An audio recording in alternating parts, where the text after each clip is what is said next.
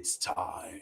Welcome back into the QB Huddle Podcast. I am Tim. I am joined by Brandon and Lo, each on either side of me. It is Saturday morning, and we are gearing up for another weekend of NFL playoffs. It is divisional weekend. All three of us have a dog in the fight. That makes this show very, very interesting. This show is produced by New Era Media, syndicated on allaccessfootball.com, and in partnership with FanStream Sports.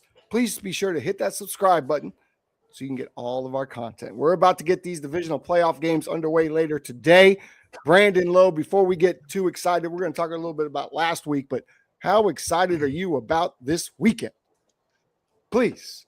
I'm fired up, man. I'm fired up. It's time. Let's go. Yeah, this is when I look at just look around. Sometimes I look in the mirror and I'm like, man, why am I excited for a game I'm not even playing in? Because you are a die-hard Patriots fan and you finally got an opportunity to be back in the front seat. Since Tom left, you have been on the trailer. You don't know when you get these times. Yeah. Back in the playoffs. You've been spoiled for 20 years. It's okay, Lo. You have. So have you. So have you, Brandon. You've also been spoiled your entire life. So what you mean? Because I'm a Lakers fan? Well, yeah, no, I'm a Lakers fan. As a 49er fan, you've been spoiled with Joe Montana to Steve Young, and now the great Brock Purdy. Brock Purdy, that is.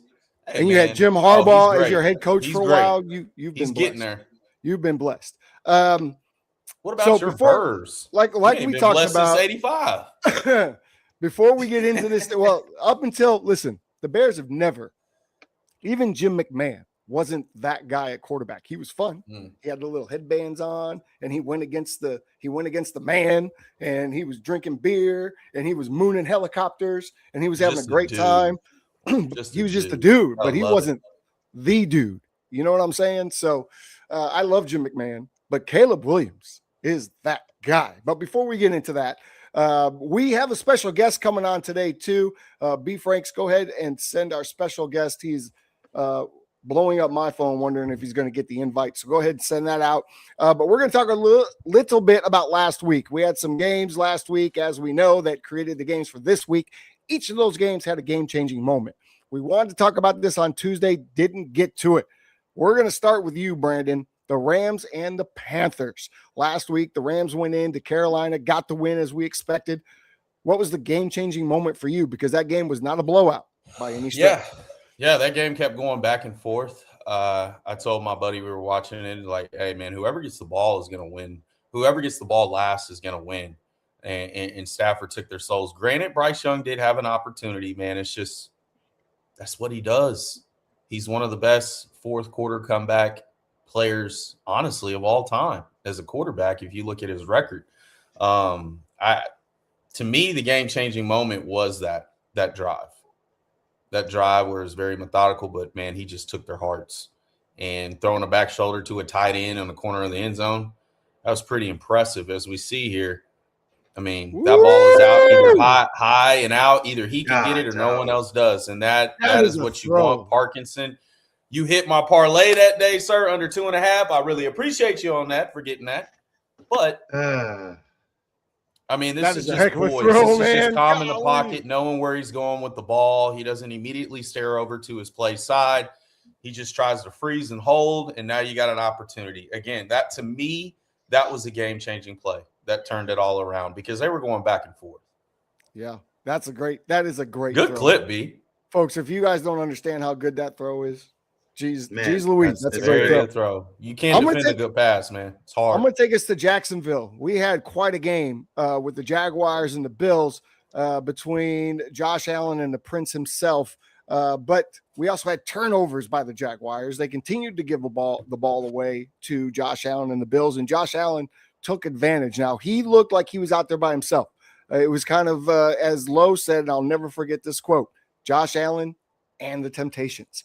But we had a tush push, and I don't know what they're going to call this now because this was a 3rd and 1 or 4th and 1. My man goes for, look at this. Look at that dually, right? Look at that dually right there. Look at those hogs. That could be a second. That's over. That's over Can we run that 1,500 back? pounds. Can we run that back one more pushing the time line. to enjoy it? Because Look at this. He's at the 10-yard line. Look good. How many guys? 1, 2, 3. That is amazing. 4. That to me is the game-changing So those play. guys, bro, that told me that Josh Allen will not surrender in these playoffs. He will not. And if I'm Denver today, I don't want this dude coming to my stadium, but he's coming. And he's coming fully loaded. Look at that. That was amazing to me. That set off the whole weekend for me. So I'm excited the Bills are in it this weekend. What you got, Brandon? But you'll criticize Jalen Hurts for the tush push. But Jalen Hurts ain't doing that in a tush push. I'll tell you that much. All right. Let's go to Philly. Had to throw a slug, man. Let's go to Philly, man, because your 49ers went into hostile territory and took care of the Philadelphia Eagles. We Bear fans appreciate you very, very much. Thank you. Listen, you're welcome. Hey, respect to the Eagles fans, man. I didn't hear any trash talk. It was all respect both ways. I have nothing bad to say. Those guys are champions for a reason. They'll be back in the fight. But it just shows the grit and resilience of our team. We're not supposed to be here. And you say, oh, but your organization, oh, you guys are supposed to. Man, dude, we've lost 122 players this season alone. Well, you're not alone. 5 active, gone. I got you. We've been washed. Fred Warner's back, though. Uh-oh. We'll see. Well, what was the game-changing moment? Give me the game-changing moment. It was the reverse pass with Jawan Jennings to Christian McCaffrey. That was sick. That was the one. And by the way, Jawan Jennings was a 4-star quarterback in Tennessee, in the state of Tennessee, and he was Mr. Tennessee in both football and basketball. So he's a stud. Okay. He's already got more touchdown tied for touchdown passes than Justin Herbert. That's not good. Mr. If. What if? If man. No. Yeah. Speaking of the if man. Speaking of the if man. That was great. That was great.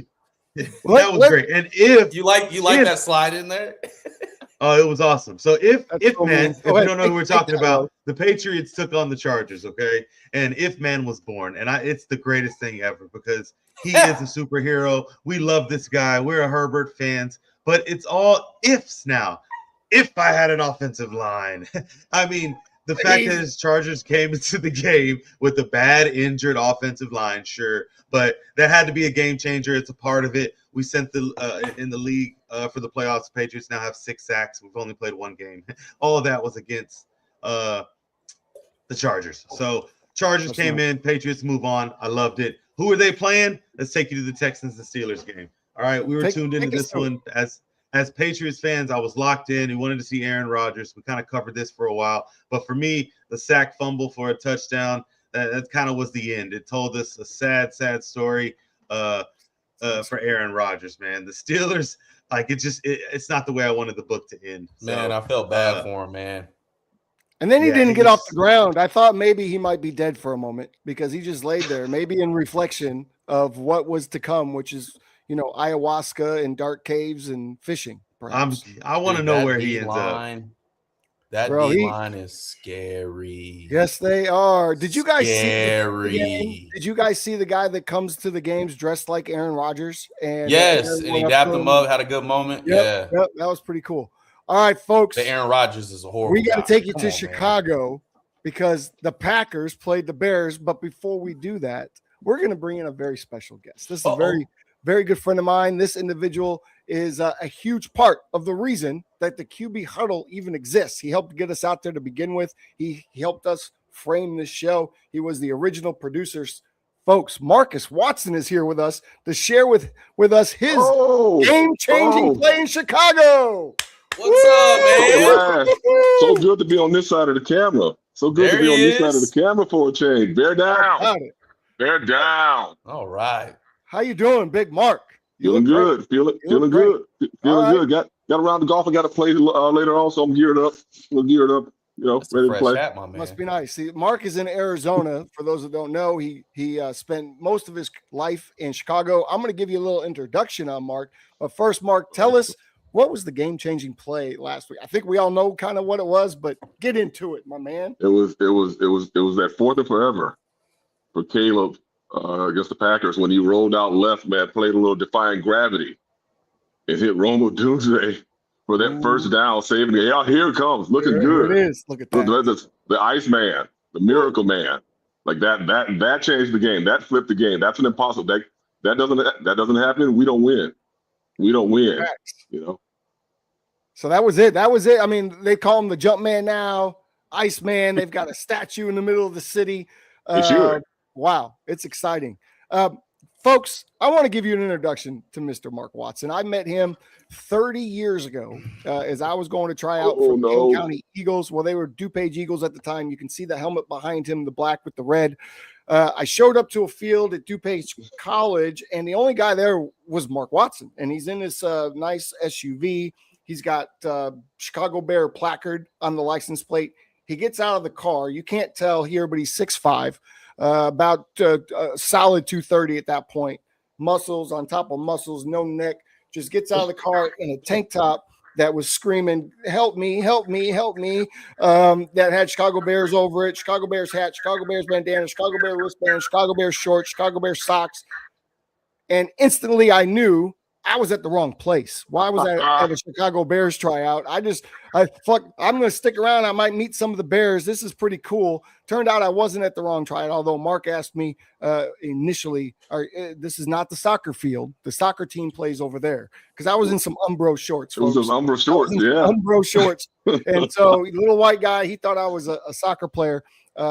Anyway, a couple weeks later, we play in a preseason game together.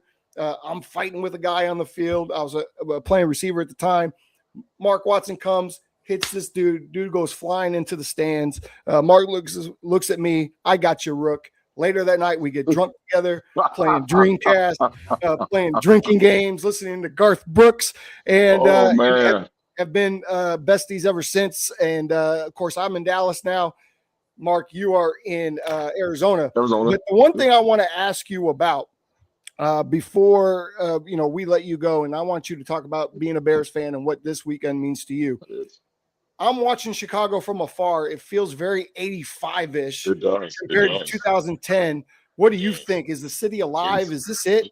This is like, I talk to family down there. You watch it on TV. It's definitely more of an 85 feel. I mean, like it's that kind of electricity. Nobody expected this. We didn't expect this. We wanted, after we got rid of Everloss, we figured, okay, it's going to take us a year. It's going to take us a year or two, got our footing, get ready to go. It's been exciting. Hard attacking most of the season, but exciting. There's a buzz in Chicago that hasn't been here since the 80s. Closest we came was 2006. When we went to the Super Bowl. Lost with Lovie Smith and baby hands, Rex Grossman. So that was that was it. It hasn't been this electric since then. 2010 wasn't even like this, was it? No, not even close. It's been what did we went to 2006, 2010. We lost to the double doink. Yep, the double doink. Against the Eagles in 2018. With Rex Grossman. I mean, with Mitchell. Yeah, Mitchell Trubisky, and that was it. Like that was it. We lost 2020 against the Saints. You've been a Bears fan since when? What's the year? Can you even cradle? The cradle. There's pictures of me as an 8-year-old, Bears poster on my wall. And that was almost 50 years ago. Well, I know that we can all relate to that, as we all have. Obviously, Lowe's got his Patriots and Brandon's got his 49ers. Give us your best Chicago Bear memory before we let you get out of here and get to the golf course. It's gonna have to be it's got to be the 85 Bears. That's where everybody goes back to. It was the Super Bowl. It was the Super Bowl. It was the week before the Super Bowl. The Super Bowl shuffle came. Yeah. It was actually us double shutting out the Giants and the Rams. Before we played New England in the playoffs. That to me, like the Super Bowl was a foregone conclusion at that point. We had already won. We just had to get the game out of it. Right. So that's that moment to me. I was at the Giants game. I was at both games, but yes, I was at both of them that year. I was at the Giants game, and that's my I'm going to stick with this team forever moment. I was 14 years old. Yeah, You I know, was 12. so and that's been it. And I believe this. Believe Love it. this like every year. Every year, I can't, like I Lo can't and go Brandon anymore. weren't even born yet, by the way. No, they were They babies. Yeah. weren't even born yet. So that's pretty outstanding. The one thing I always thought, and Lo, you'll appreciate this, is I always thought the Patriots did us a favor by beating the Dolphins. Yes. And in that rainy, muddy, ugly game, because I don't know if the Bears are Super Bowl champs if they have to play Dan Marino again, but I'll take it. Even at 12 years old, I knew that we were lucky Dan Marino wasn't in that game. So thank you very much to the Patriots. They did us a solid by getting to that game. Mark, predictions for today, and I'll let you go. Bears win. Bears win them all. Bears win Sunday. Yeah, hey, Bears win. I'm like, that's the only way I can go. You know, LA's coming to Chicago, so it's not going to be a high scoring game. Game's going to be in the teens. You know, West Coast team coming here. I think the Bears 24, Rams 17. Ooh, close one. Another heart attack. No. Gate to gate. Okay. That's how I see it. All right, I love that. That's how I see it. Well, listen, you go shoot a nice low 80s round today in Arizona. We cannot play golf here in Dallas. It's like 30 degrees and like 40-mile-an-hour winds. So there's no golfing going on here. But you enjoy yourself. I know we'll talk via text tomorrow, I'm sure, during the game. Mark, thanks for joining us, man. It's always a pleasure to see you. They're down. Go Bears. They're down. Well, here we go. We had that very special guest. We appreciate Mark Watson joining us. He's an avid watcher, even though he doesn't produce for us anymore, although he does a lot behind the scenes. So thank you to Mark for coming in. Go have a great round. Let's get into today's games. Are y'all excited? Right? Today we've got some games up front. I'm going to go first because this is a game I'm excited about, and it's the Bills taking on the Denver Broncos in Denver. Let me tell you something. Josh Allen and Bo Nix, different playoff trajectories, right, guys? I mean, Josh has been here over and over and over again. Nix, this is playoff game, I think, number 2. By the way, Josh Allen's not 100%, folks. He's got a hurt finger. He's got a hurt knee. And he's got something else is wrong with him. Oh, his foot is messed up. If you might have saw last week, his helmet was cockeyed. We thought he had a concussion too. The dude's messed up. We got Sean Payton versus McDermott. I don't think that matters today. I just don't. It's 42 degrees and sunny. I think the weather's perfect.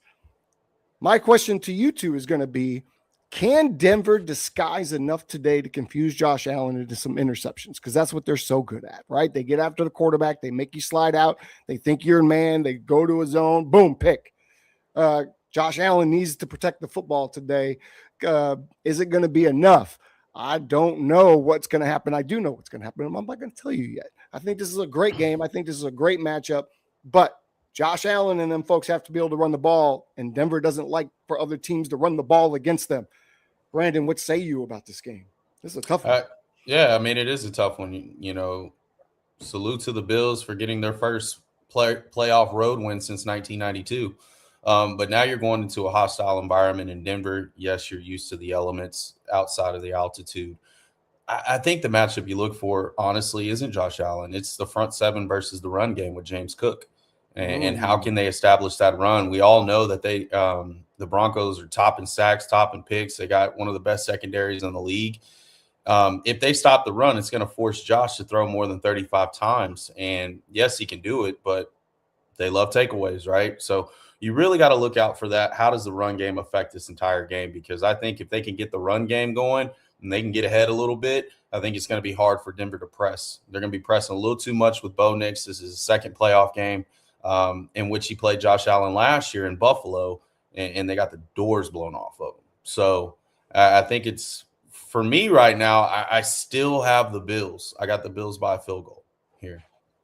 Bills by a field goal. What say you? 2017. Lauren Morales, big game. And before you do this, take your fandom out of it. Forget about who you want to play next week. Try to do that. Oh no, it's easy. It's easy. It's easy. Of course, you want the home game, but no, it's beyond that. Football wise, you know, Bo Nix has to show up and be led today and be a leader of men. He's the middle guy here. That is, in my opinion, it's on him. It's a QB show, And I'm not just saying that because Denver's defense that's what they're here for. All these defenses in the playoffs, you need to think about it. They're carrying their teams in somewhat, or they're staples. They have to do what you have to do. You need defense to get to the playoffs. It's on Bo Nix. Can he be the vessel, the controller to Sean Payton, what he wants to do out there? They had an extra week of preparation. Knew he hinted at it could be bad. I don't know. I think it could also be a benefit because Bo Nix now there's a script. Sean Payton runs off a script, and if that script does get rolling, which the Bills kind of allow people to do, this little bend but don't break, right? They shut down when you get towards the red zone. I don't know. To me, there's a chance. I know it looks like from a fan side, but there's a chance. And the reason why I say that is because Josh Allen is still Josh Allen. Look at last week. For all the people that hadn't paid attention, for years I've seen this crap. Okay? We have to deal with him for 10 years. I was saying that 5 years ago. He's not going nowhere. His head looks squished. It amazes me the sequence of what happened in that game. He's here to play, and he's going into Denver looking the same damn way. He doesn't care where he's playing. It doesn't matter. Big F-350, man. So you got Josh Allen today? You got Josh Allen? I think it's Josh Allen's game to lose. You're right. If Denver starts disguising stuff and Josh looks frustrated early, we've seen it. He'll stay in the pocket more. He'll try to play a different game instead of playing his game. And if he's not dictating it, oh yeah, this could go the other way. So there's a chance. But yeah, it's Josh Allen's game to lose. I look at this game in two ways. It could get out of hand. Right, if Denver does get rolling the way they do, that defense doesn't fall in. The defense for Denver gets after Josh early, and the Bills fall behind. It could be troublesome because there's not a lot of weapons when you look at that Bills offense. However, if Josh Allen and the Bills can control the clock, slow the game down, and get the game into the fourth quarter within a 1 to 2 possession type thing, I think that Josh Allen wins that game, and I think he wins that game every time. So I'm looking for Josh Allen and the Buffalo Bills to find a way to get it done because I think Josh sees the same thing we see. No Lamar Jackson, which Lamar never beat Josh in the playoffs, so we're going to discount that. No Patrick Mahomes, that's huge.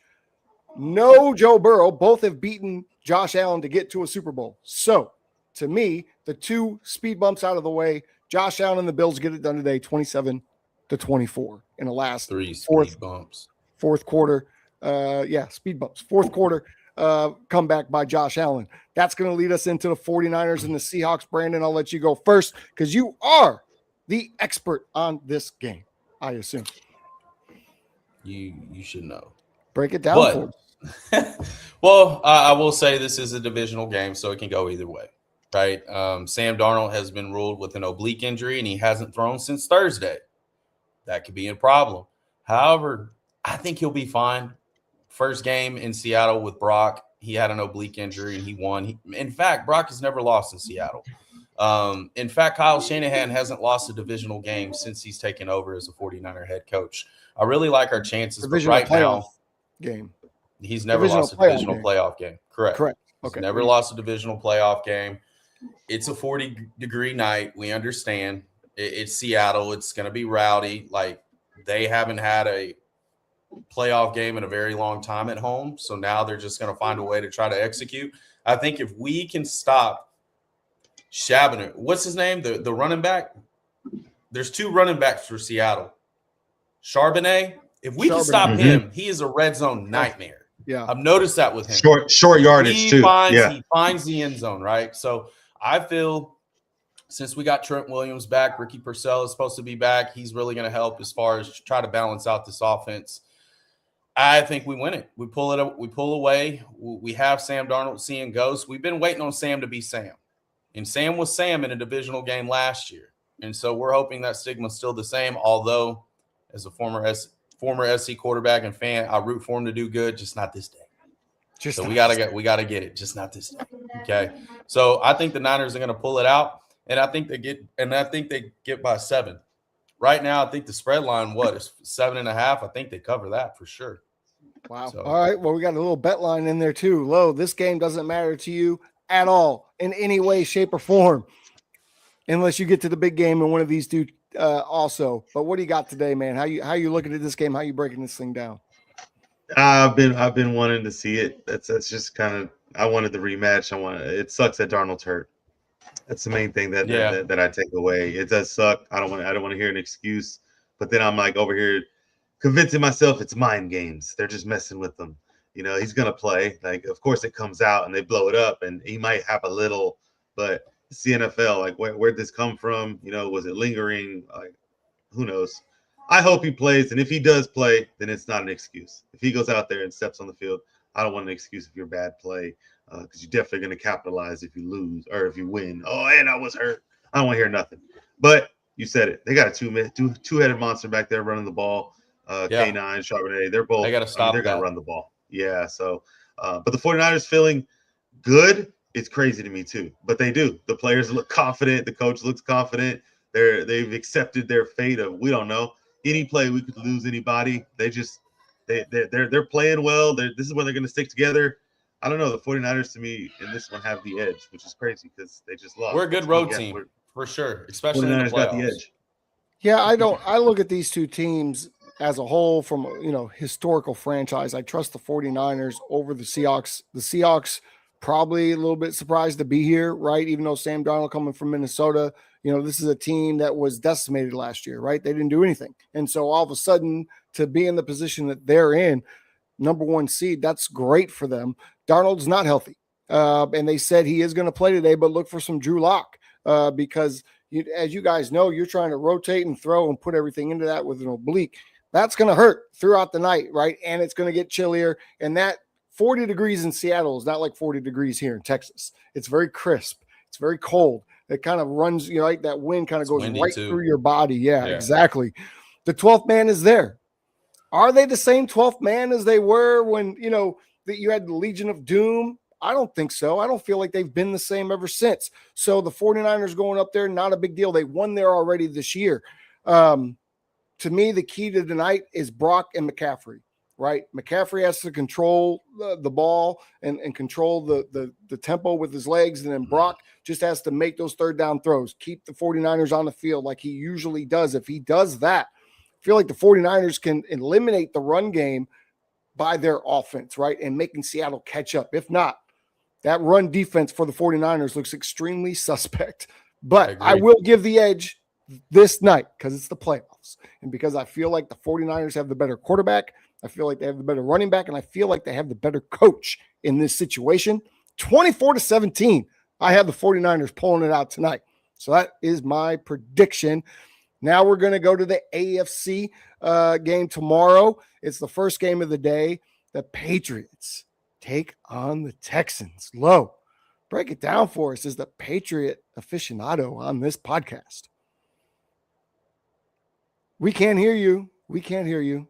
You are muted, perhaps. Sorry about that. Sorry. Yes. If I may, please. Yeah. If I may. Y'all catch that? Pun intended. Yeah. No, the Patriots lead the all-time series. But we're not counting about that. We know who was here. Tom Brady, things like that.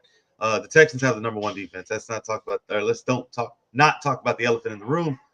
They're taking the ball. This is the hot story, right? Oh, you haven't played anybody. The Chargers had a top 5 defense too, though. So the Patriots did see some challenges last week, and May didn't look great, particularly during man. He was like 1-7. The Patriots just came off, or Texans just came off punishing the Aaron Rodgers. He was like 1 for 6 in man coverages too. They're gonna play man. May's gonna have to check a box. This is gonna be a defensive battle. If CJ Stroud gets hit early, if the run game can get going, there's a lot of what ifs in this game, but ifs man is not there. He's gone from last week. If it comes down to QB play, I gotta go with Drake May, just because you're at home. He's more comfortable. The coach is there. Everything is in his favor to calm down. CJ Stroud, he did just go on the road, but I saw glimpses where early it didn't look like he was in control of the game, in control of the offense. Sure, he finished well, but emotions get the best of you. They're both on to the next stage. Never been here before. This comes down to Vrabel and D'Amico, and I'm going Vrabel. So that's how I look at it. I am curious to hear y'all's thoughts. So don't think y'all are getting out of this one. What's your final score? Patriots are going to win it, but I think we run the ball well. So 27-14. Okay. I'm with you. As far as the 9-4, all time, throw it out the window. This is a chance to play an AFC title game, right? Houston defense comes at you like no other team we've seen. Although the Chargers came after Drake quite a bit last week, made him very uncomfortable. That offense took a minute to get rolling, but Drake May stayed with it. So I appreciate that. The quarterback that looked the most shook to me last week was CJ Stroud. So if we're talking about quarterback play, and if it comes down to the two quarterbacks, I don't think that's a question. That's Drake May advantage all day.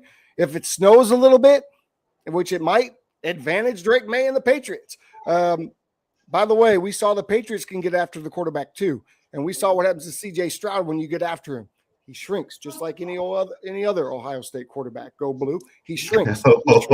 He shrinks. So I look for this game to be a clear advantage. And when you find out, Patriots fans and New England Patriot players, that the Denver Broncos have gone down and a win puts you in the AFC title game in New England, there's no question in my mind that you are going to win the game and it's not going to be close. I've got the Patriots 27-10, completely embarrassing the Texans and going to the AFC title game, welcoming Josh Allen and the Buffalo Bills for an epic matchup. Brandon? Round three. Point to you. Not so fast. Uh-oh. Oh, we got it. Not so fast. See, I understand they lead 9-4 all time. I understand that Mike Vrabel has turned this Patriot organization around, and he's going to be scary for years to come. But there is a team in the South that has been itching and has some of the best game plans defensively, and their D-line can get after your quarterback like no other D-line, right? They made us look pedestrian. And this is what I think where Drake May is like, oh, shit, the lights are on. It's on. Because I saw a little bit of that with the Chargers, and that's how I get a little nervous. Do I think the Patriots are going to run away with this? I don't think it's going to be a blowout. I think it's going to be closer than what people think. And we tend to forget that C.J. Stroud does have 3 playoff wins. So he knows how to win and get it done, despite some of his flaws that he showed in the previous times.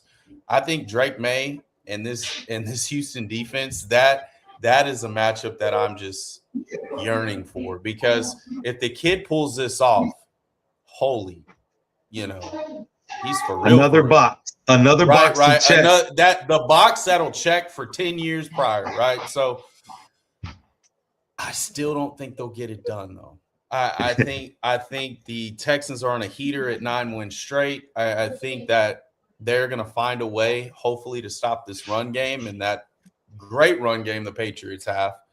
It's all going to come down to who can run the ball better, because these two guys are still younger quarterbacks. Will there be turnovers? Probably by maybe each of them.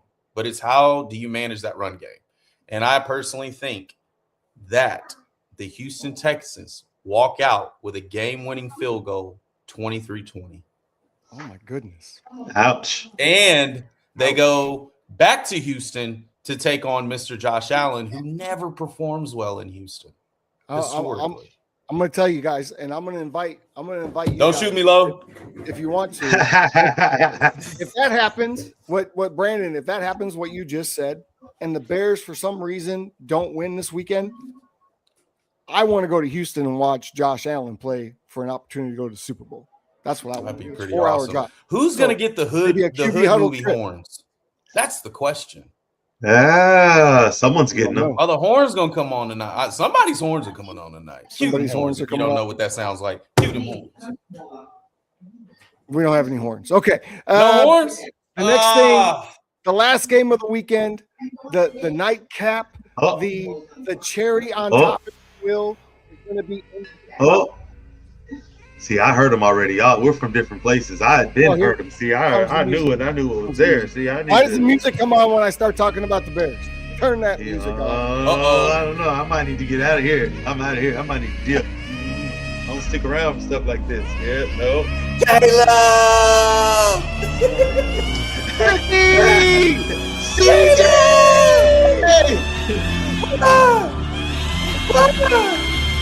Stafford's got the ball with 2 minutes left. This show's gone off the rails. Lauren's It's gone. great.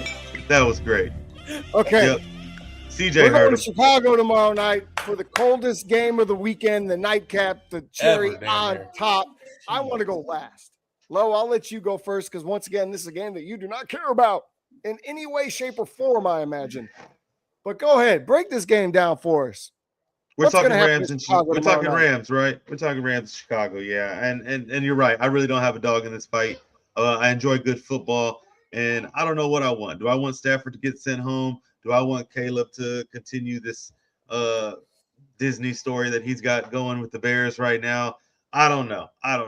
But I will tell you, it's going to be cold. I will tell you, the Stafford plays inside. Sure, he's familiar, but he's been in LA a little while now. I don't know. If the Bears, though, come out throwing a pity-patty party, right? If he starts whining, McVay will capitalize. Stafford will capitalize. And if this comes down to the late game, one possession, Caleb, you're looking for, there's a guy over there that there's still plenty of time. I mean, you said that last week, so I appreciate that. Mm-hmm. You said the same thing last week. So who's going to win? Who's going to win? Give me a win. Give me a score. I got the Rams. I got them by 7. By 7? Yeah, 7. Okay. But a clean 7. Like, we got the ball and we're up 7. Like, you got the ball and you're up 7. Okay. Yeah. Brandon, I'll go to you because, I'm going to cut my promo last. Sure. So this is a 4.5 point spread here, right? The Rams are projected to win this. Now, both teams have never played in this type of weather. Chicago doesn't get to play in January half the time. When have they ever played there, right? That's a young team. Am I right? Am I wrong, Tim? It's going to be an effect on both of them. Like, damn, this is a different type of weather, right? Okay. But it's all about, again, who can run the ball well. It's Kyron Williams and Blake Corum that can get it done. It's Stafford who can cut the ball through the wind, same as Caleb. You're getting 2 gunslingers that playing at a very high level. Only one of them play consistently through the entire game.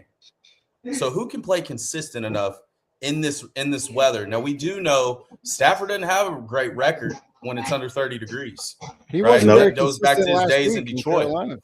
Goes back to his days in Detroit. But I think that the Rams are going to pull this off, and the honeymoon is over. You can only get away with these late game heroics for so long and play like crap for 3 quarters. And this is the type of team that you can't do that versus. I love it. It's too good coaching. It's a Disney movie. It's a veteran team. These guys have played. But now, granted, yes, that weather is going to play a factor. It is. But it's going to play a factor for both teams. Okay. All right. Let's talk about that then. Now it's my turn. Let's do it. First of all, let me explain what the Bears have been doing. The Bears have not practiced inside this year. They have been outside in the elements, no heaters, no nothing. Ben Johnson knows what it is to play in Chicago. He's immersed himself in the culture. He's the coach of the year, in my opinion. But they've been outside. So this cold is not going to shock them. They've been out in the cold. Listen, I was there for Bears-Rams in 85. It was technically 1986. This is like recreating history to me. Like, it's all falling in line. Too bad it's not the title game, and the 49ers weren't involved in the first in the 85 Super Bowl, but that's okay. That's okay. Stafford has thrown more interceptions to the Bears at 24 than any other team in his career, just so you know. And I get it, he played in Detroit. He played the Bears twice a year. He still played the Packers, played the Vikings. He's thrown more interceptions to Chicago than any other team that he's played. The matchup issue to me is that the Bears defense is a mash unit right now. And you guys are both right. The Rams can run the football, and you can run all over Chicago, but they are a bend, don't break, and they are fantastic in the red zone, and they do take the ball away. And Stafford is not afraid to give the ball away, especially to Chicago, as I just mentioned. The weather's going to be 18 degrees. It's going to be 18 degrees at like 3 in the afternoon. By the time they play, it's going to be well into the single digits and feel well below 0. Stafford is 5-7 in Soldier Field, by the way. Since he's joined the Rams, he's 1-9 in weather below 32 degrees. All that points to the Chicago Bears having a big day. And the Bears get some turnovers. Caleb does what he does. The Bears run the ball, and the Bears win this game 31-24 on a fourth quarter drive from Caleb Williams once again, because the Bears are going to the NFC title game at home to play the 49ers next week. Let's go Bears. Good luck. Stay with me. That's what's going to happen. That's what I got. So I'm 1 against the 2. I feel hurt. I picked both of your teams. You both picked against me. That's fine. Brandon, you woke up and chose violence today. You went against both Lo and I. So hey, good luck tomorrow. Not going to feel bad for you. Or tonight, you mean? If the 49ers don't win. By the way, here's how I look at it, man. It's just, bro, it's hard to overlook that defense that they're about to go against. No disrespect to the Pats. They're good, man. I say the same shit about the Niners. If we had to go play them, I'm like, oh, boy. Listen, you don't want to come over tonight for this game, do you? I don't, not at all. Because I'm rooting for the 49ers tonight. Not even tomorrow. Matter of fact, I'm going to show you what I'm going to wear tonight because I need the 49ers to win. I need Caleb. To win tonight. He's got the Caleb. I know. No, I got Brandon Newey a Christmas present this year. And I happen to have one of these, so I'm going to wear it myself. But this is for you, sir. This is a throwback Terrell Owens jersey. That's my boy right there. That's man. right. I will have this on myself tonight, my jersey. And I'm going for the 49ers because we want the game in Chicago next week, not in Seattle. I do not want to go to Seattle. I want it with the Rams. I want to go to Levi Stadium. I bet you do. Part 2. See, absolutely. Stay on the West. To you the other day, I'm going to say it now so Lo can hear it. We're going to win today. We're going to welcome and invite the San Francisco 49ers because that's how we get the keys to Levi Stadium for the Super Bowl. So come on down, give us the keys to the stadium next week. We appreciate it. And we're just going to saute our little bare asses right to San Francisco in a couple of weeks to play probably the New England Patriots in a matchup of the ages. I'm telling you, if Stafford loses, I'm not upset because Drake May wins. And that's the MVP, not this loser out there in Chicago. Come on now. They don't take the playoffs into consideration for that. They never have. Give them the MVP. We'll take the Lombardi. Okay. Hey, let's get into the last segment of the day before we get up out of here. This is host wishes and dreams. Now, we talked about what we think is going to happen, and some of that might line up with our wishes and dreams. But I'll start with you, Lo. Between today, next week, and going into Levi Stadium, as a fan, what do you want to happen? I'll tell you, there's only a few. I'll just poke some holes into what we've been talking about here. The wishes and dreams is come from like not so good scenarios that this would happen. But man, I tell you what, I want Josh Allen to go in there, put a whooping on the Denver Broncos, then roll into Gillette because the hopes and dreams are we win round 3 with no excuses. We want him, beat him too, check that box. Then we roll up into California. Wow. We get to play where? In California. That's what I'm trying to say. You want Josh Allen to come to New England. You said wishes and dreams. Okay. I'm just saying, but that's what you want Josh Allen.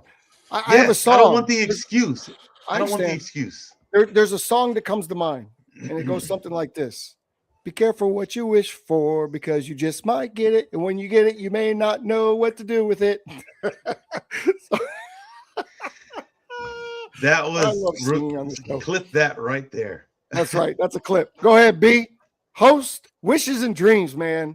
Throw it all away. What do you hope happens in the next couple weeks? A lot of people have wishes and dreams. Like my old man, Coach Gruden said, I'm into nightmares. I want to crush their dreams. Oh, my goodness. Crush their dreams. Just when they think we're depleted, we're down, which we are. I want to crush the Seahawks' dreams. I want to crush the Rams' dreams if they win. And if they don't win, I want to go to Chicago, kick down the damn doors, welcome the 9-degree sub-temperatures, and take your dreams too. And then we go back to the crib. And then Josh Allen or Drake May decides to come on in town, and we crush their dreams too. We're in the nightmares, baby. That's a lot. We ain't in no dreams. It's nightmares. Okay, because it's wishes and dreams. Because 1, 2, Freddie's coming for you. That makes me disappear. Lock your door. That's why the white people never die first. We get it done. Damn it, let's go. All right, listen. I always said beginning of the season, this year of the play. But now, because the Bears are doing You hear them horn? What the hell? No! Those scores coming out tomorrow. Oh my gosh!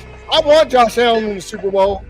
But because of what the Bears are doing, I do not want Josh Allen in the Super Bowl this year. I do not. So he can go next year because this is a magical year for Chicago. It's the 40-year anniversary of Super Bowl 20. So to that end, I just need the Bears to win this week. I need the 49ers to win. I need the 49ers to come to Chicago. I need the Bears to win that game. Now, the Bears lost to the 49ers in the 1985 NFC title game. Or no, 1984 NFC title game in 1985, which, by the way, they let Guy McIntyre run the ball in that game, which the next year dawned the birth of the fridge because we ran the fridge against the 49ers for the first time. The next year when we went into San Francisco and beat that ass on our way to the Super Bowl. That being said, that was a regular season game. Doesn't matter. I want the 49ers to win, though, so badly because I want that game in Chicago. I want the Patriots to win. I want Josh Allen to go ahead and lose this week. I do, because I don't want to have him go on the road in the NFC title game and lose, or AFC title game and lose. I want the Patriots to take the hard road like they did in 85. I want them to go to Denver, and I want them to beat the Denver Broncos in Denver. And then I want the Bears and the Patriots to play in San Francisco for all the marbles. A replay, if you will, of Super Bowl 20. Two young quarterbacks, though. Two young quarterbacks. This game won't be about defense. This will be about the two quarterbacks. It'll be a shootout. It'll be great for all the fans to watch. And the Bears will walk away with a 42-41 victory in that football game. Last minute works. I won. Caleb Williams. Oh, that sounds like a fun playoff run for each of us, doesn't it? That sounds like a lot of fun. Not what I said, but what you said, and what I said. Fun for all three of us. Hey, kudos to all three of our teams being in the mix and having a fight. True. I understand fandom comes in, but I wish both of your teams well because I know both of y'all love your teams. I hope, for the sake of the QB Huddle, same. All of our teams are still alive come Tuesday. So we have a great Tuesday show as we break it all down. Folks, don't forget to get you some Dubby today. We have the drink here. We have a barcode. You can go to the website, dubby.gg/QB Huddle /discount.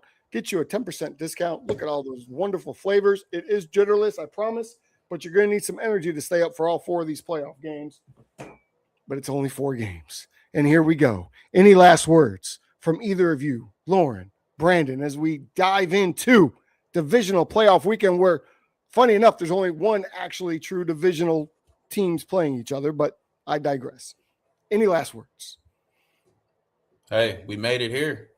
Finish it. Let's go. Job's not finished for either one of y'all. Get the job done. See you next week. Yeah, it's serious now, man. Don't let them horns come out. We've done this a long time. So, yeah, and I hope CJ hears them horns real quick. You know what I mean? CJ was hearing the horns last week. I mean, they won that game in spite of him. So there they are. See, there they are. See y'all. We're gonna let those horns play out. Tune in out of here to Tuesday. That's gonna do it for this week's edition of the QB Huddle Podcast. Enjoy the playoff games. We'll be back Tuesday morning, 11:30, to break it all down. Go have fun. Go Niners. Go Patriots. Go Bears. Let's have a great divisional playoff weekend. You got me going with the horns. I'm the only one here. Until Sunday. Shoot, until Tuesday. Keep those chains moving, folks, and stay away from them horns. I'm out of here.